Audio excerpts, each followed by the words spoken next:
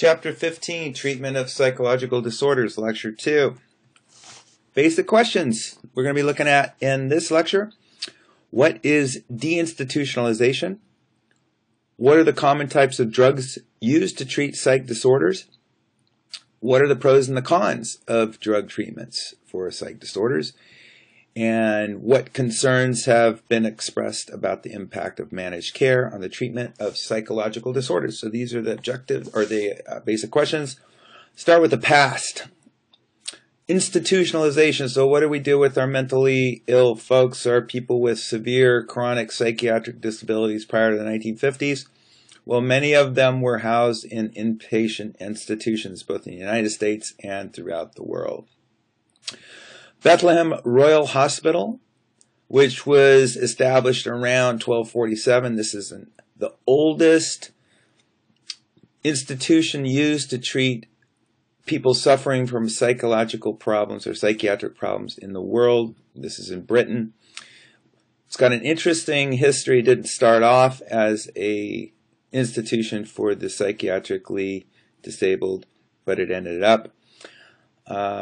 It's still in operation. It's not in the same location, but it is the oldest institution in the world. The word Bedlam is a sort of a variation on Bethlehem. Bethlehem, they referred to it as Bedlam. And this is a word that's synonymous with insanity. It was Bedlam at the shopping mall last night. That's where that word comes from. Many different treatments were used, and I want you to pause this video and watch the clip on the sort of awful treatments that were used, mainly, largely, almost completely ineffective. We've made a lot of progress, so pause this video and come back and we'll continue talking.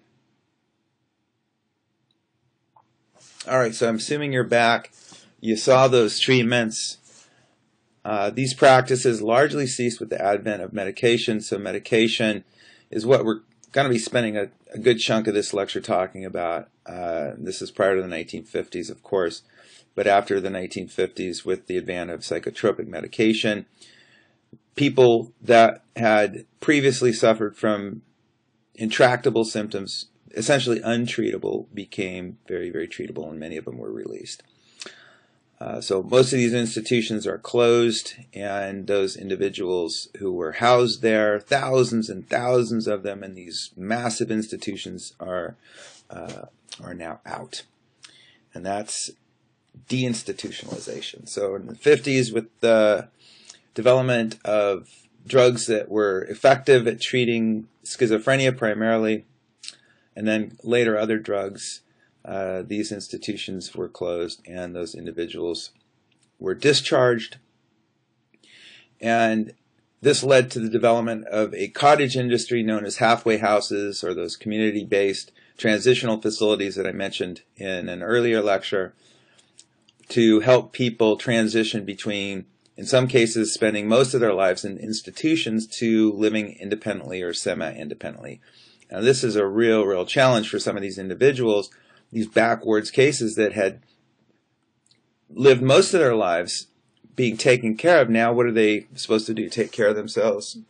So the halfway houses were established to help people get some skills that they hadn't used or they hadn't developed for a long time, cook themselves a meal, most importantly, stay med compliant, stay on their medicine, because if they go off their medicine, they're going to end up in a lot of trouble.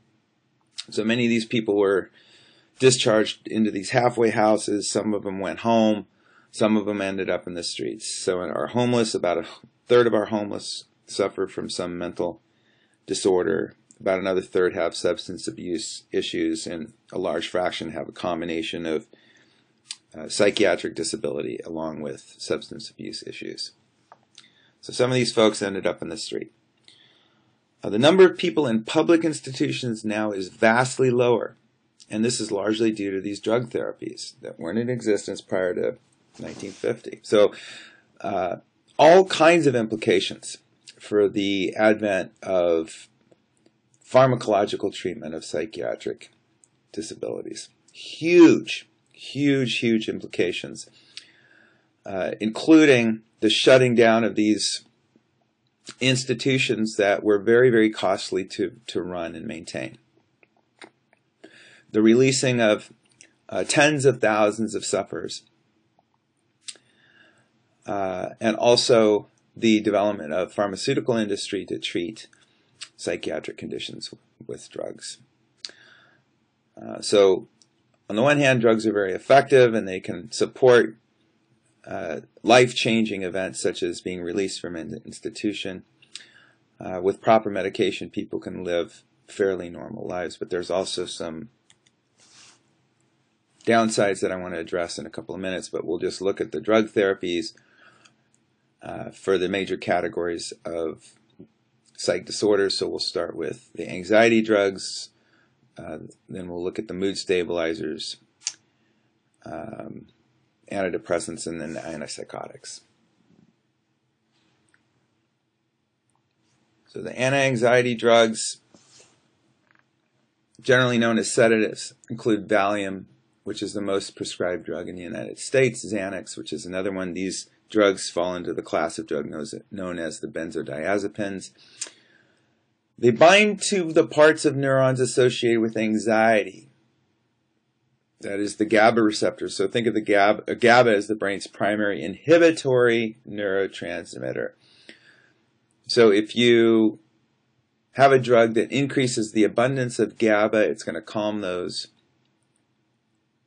receptor sites down and it's going to have a sedating effect. Interestingly, these sedatives are no longer the frontline prescription for anxiety disorders, but rather a class of antidepressant drugs known as the SSRIs, the selective serotonin reuptake inhibitors, are often used. One of the reasons is that some of these drugs are addictive, they're habit-forming like Valium, and they can make you feel kind of dopey. Mood disorders, we have bipolar disorder and major depression. So bipolar disorder is that disorder where there's a cycling back and forth between major depression and mania. Mood stabilizers are the frontline drug in the treatment of bipolar disorder. So lithium and valproate are two commonly used mood stabilizers. What they do is they keep the level of the neurotransmitter glutamate stable. Think of the glutamate as the brain's primary excitatory neurotransmitter.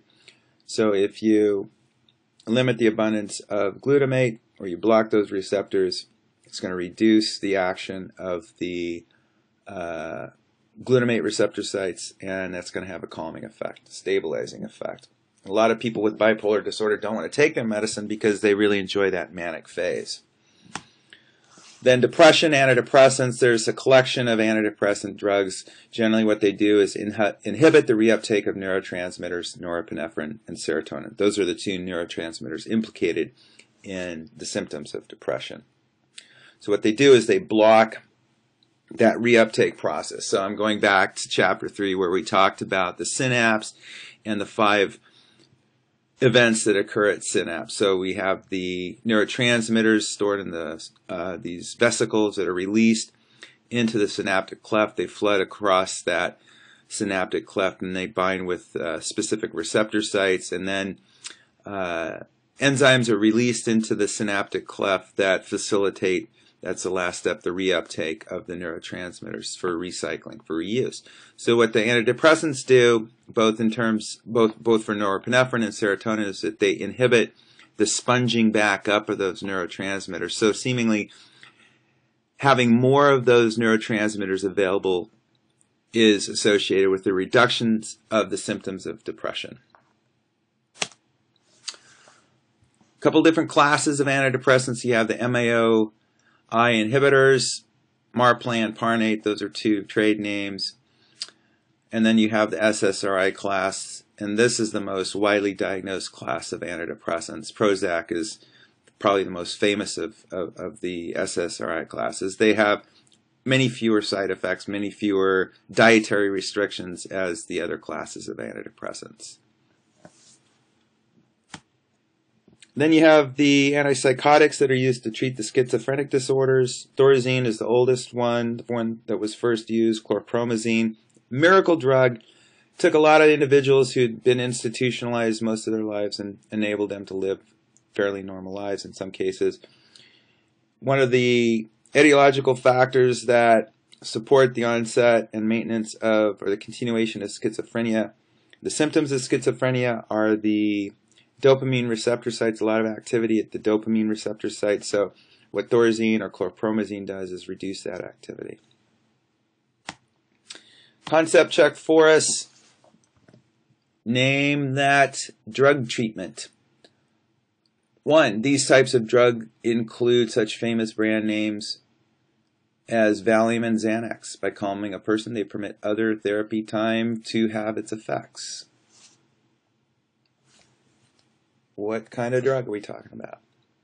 We're talking about the anti-anxiety drugs. 2. The best known of these drugs is the original one, Prozac. Prozac is a member of a family of drugs called the SSRIs, which stands for the selective serotonin reuptake inhibitors. Some of the drugs also do the same for norepinephrine. What class of drugs? Antidepressants. Number 3. The best known is the old drug Thorazine. It works by blocking dopamine receptors, thereby reducing hallucinations and paranoia. Long-term use can lead to an awful condition known as tardive dyskinesia. I used to live in Southern California. A lot of homeless people in Southern California. You know, about a third of the homeless suffer from some ongoing chronic psychiatric disability, such as schizophrenia. And you may have observed these individuals walking with a shuffling gait, maybe their neck sort of protruding out, tongue sticking out and coming back in and so forth. Just very, very odd behavior. Chances are these individuals were suffering from tardive dyskinesia, which results from the long-term use of the antipsychotics, such as Thorazine. Irreversible. So these are the antipsychotic drugs. And then the last one, for what disorder would lithium or valproate likely be used?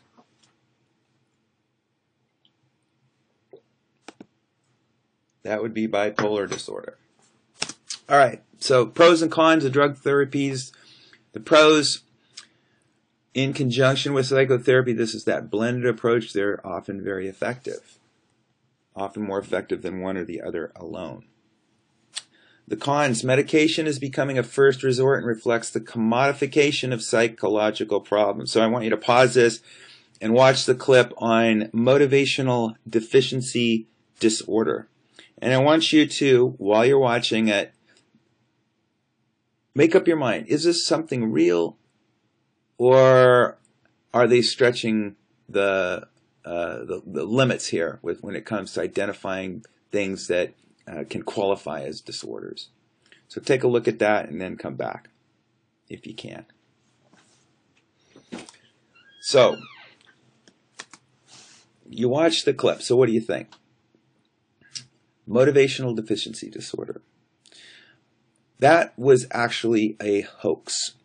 The British Medical Journal, which is a respected journal, audience of medical practitioners of medicine and psychiatry and psychology, published an article that was a hoax, and they got a lot of their very highly qualified readership to buy into this notion that there is this disorder that's certainly underreported and underdiagnosed, that in need of treatment, known as motivational deficiency disorder. So the point of me including this here in this lecture is just the notion that maybe there's some there's some problems that don't necessarily qualify as being disorders, but yet it's in the interests of pharmaceutical companies and the individuals that stand to profit from qualifying or classifying a particular behavior or behaviors as pathological so they can treat it.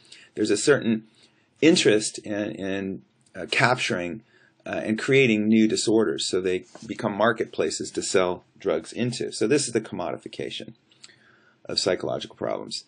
You've seen the ads on TV. People are self-diagnosing, going on the internet and self-diagnosing themselves with depression or social anxiety disorder. Then they go to their physicians and ask for a prescription for a drug they saw on TV, and most of the time the doctors will give them the prescription. So there is an issue here with respect to using drugs as a frontline defense against disorders that may not necessarily need drug treatment, or could possibly, the person could probably benefit or possibly benefit from some other kind of treatment first. Then you have the dietary and other restrictions that go along with some drugs. Some of these drugs, you have to change the way you eat. You can't eat certain foods. You can't take certain over-the-counter drugs, which is really difficult to manage because some people have a hard time taking multivitamin or flossing their teeth. How do you expect them to get on a medical regimen where they're taking a pill every day or more than once a day? They're taking pills to control the side effects, and they're also changing their diet and so forth. Very difficult to set up. And then the serious side effects include neurological effects, blurred vision, headache, seizures, slurred speech, and others, tardive dyskinesia, which I mentioned before, and then the psychiatric effects, mental confusion, depression, irritability, nervousness, sleep disturbances, lethargy, and stupor. So when I worked in mental health, one of the things that was just really sort of was sad about working with these folks is that certainly they were medicated and they were not institutionalized. But when I would take them to their day treatment center, this was a facility that was set up to improve socialization, to get people together, doing things together and that sort of thing. Most of them would just sit around and chain smoke and not talk to each other. So these drugs just kind of knock you out in many instances. And then lastly, they're palliative. That is, they're treating the symptoms and not the cause. And this gets back to the commodification. That is, if you are suffering from depression and you go to the doctor gives you an antidepressant, and then you do nothing else to address maybe what are underlying psychological issues, then essentially you're putting a Band-Aid on a problem. The problem won't go away. You're just going to treat it with medicine. So lastly here, managed care and HMOs. Some of you are insured by HMOs, and these are health maintenance organizations. Essentially, they weren't around forever. The growth of this managed care in the United States was spurred by the enactment of the Health Maintenance Organization Act of '73. So Edward Kennedy sponsored this act, and the idea was that the federal government would provide funding for these managed care institutions, these establishments, or HMOs as they're otherwise known as. And the idea was that the steady rise of healthcare costs would be offset by more carefully managing the diagnosis and treatment of medical and psychological psychiatric problems. So this was a good thing for businesses who are paying a portion or even in some cases all of a employee's health care benefits. So the idea was that this would serve largely the business population in creating lowered health care costs, cost containment essentially, which is still something we're dealing with today. The features of HMOs, which some of you may be familiar with at this point, if you're a member of an HMO, the HMO providers selectively contract with certain providers. So the insurance company will have essentially hired certain physicians to operate within their networks. So these are referred to as the preferred care providers. And that's that physician that you have to identify. That's the point person that you're going to go to should you need medical care. And so that person becomes your physician, of course, but they're also the person that's tasked with managing your health care in a cost-effective fashion. So these contracted providers, these doctors, are paid an incentive actually to manage their patients' health care. So there's incentives for physicians and patients to use less costly forms of care.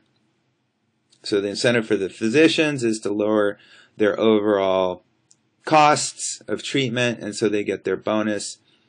And the patients are directed towards less costly forms of care in order to save on healthcare costs. And this is good for the insurance company and also for the physicians who are benefiting by getting a bonus. Not so good in some cases for the patient. One upside is that there's more stringent requirements for the empirical and validated treatments. So that means evidence-based treatments are going to be paid for. Other treatments that have no scientific basis are not going to be paid for. So alternative therapies and in some cases experimental therapies are not going to be covered. Controls on inpatient admissions and length of stay. So there was a time where this wasn't a concern. If you were sick and you went to the hospital, then you could stay there until you got well. Now there's tremendous pressure, both for physical health problems and for mental health problems, to get people out, particularly if they're on, they're covered by insurance. So the insurance company will only cover up to a certain point, and then they have to go. So the impacts generally on restriction of treatment, and this cuts across the board from mental health problems to physical health problems. So mental health care, which is the focus, our focus here, has seen severe service cuts because the question of what is medically necessary can be subjective, which leads to failure to make referrals. So, for example, if I'm struggling and I go to my preferred care provider, my preferred care provider has to make his or her assessment, and that person can determine that I am not at such a point where I'm suffering from medical treatment, medically treatable condition. That is, they won't prescribe medicine, they won't refer me to a psychiatrist, and so therefore I'm left to kind of wait and watch and see how things go, which may not be the best strategy in some cases. Only a few sessions are authorized, so you might get 20 paid sessions by your insurance company, and then the rest is out of pocket. And to see a psychologist, figure on $100 or more for a 50-minute hour. Psychiatrists, a couple $100. And that's something that most people can't afford to pay for out of pocket. Referrals to less experienced, less expensive providers here. This is cost containment. So you might not be able to select the best person for you because your insurance company won't pay for it. And then the last, prescribe older, less expensive drugs that are less effective. So there's new drugs in the pipeline that are coming out all the time. And the HMOs will pay for the older, often pay for only the older, less effective drugs. So essentially this is a restriction of treatment. And this is the downside of cost care containment. Certainly more people have access to inexpensive health care or health insurance before, but then there's a consequence to that. And then lastly, patients who are denied psychotherapy services are relatively unlikely to complain. So that is, if I get denied by my preferred care provider, or I get approved by my preferred care provider to seek help, but then my insurance company decides it's only going to pay for a very, very limited or nothing, and somebody who's suffering from psychological problems are relatively unlikely to complain. And that means if people aren't complaining, then nothing's going to change. So I want to just finish here. Diverse methods characterize the field of psychotherapy. There are a variety of approaches to treating psych disorders. Reflects the theoretical diversity in this discipline. So one of the first things that you learned in this class, that psychology is a vast discipline, and what the number of treatments and options available and practitioners and theoretical approaches in the attempt to treat psychological or psychiatric issues, what this does is reflect sort of the diversity within the discipline of psychology, the broader discipline. Alrighty then, learning objectives. Explain what deinstitutionalization is and its implications. Discuss the various types of drug treatments. Describe the pros and cons of drug treatments for psych disorders. Summarize the concerns that have been expressed about the impact of managed care on the treatment of psychological disorders. And then we have one red font objective. Describe the various types of biomedical treatments in addition to drug. electroconvulsive shock. So read about those biomedical treatments. One more slide here. Thanks a lot for being a fantastic group. I really enjoyed the class. See you at the final. Good luck with that final, and have a great break.